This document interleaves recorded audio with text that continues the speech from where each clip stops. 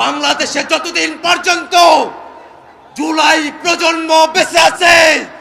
ততদিন পর্যন্ত বাংলাদেশে আওয়ামী লীগকে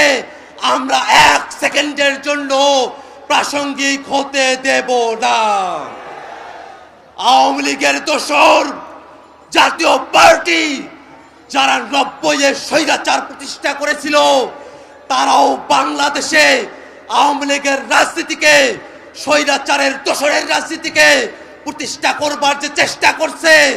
তাদেরকে হুঁশিয়ার করে বলতে চাই, শুধুমাত্র আওয়ামী লীগ নয়, আওয়ামী লীগের প্রত্যেক দোসর তারা রাজনৈতিক দল হতে পারে, সুশীল সমাজের লোক হতে পারে, তারা সাংবাদিক হতে পারে, তারা বিচারপতি হতে পারে, যারাই আওয়ামী লীগকে বাংলাদেশে ন্যূনতম স্পেস দেওয়ার চেষ্টা করবে তাদের প্রত্যেকের বিরুদ্ধে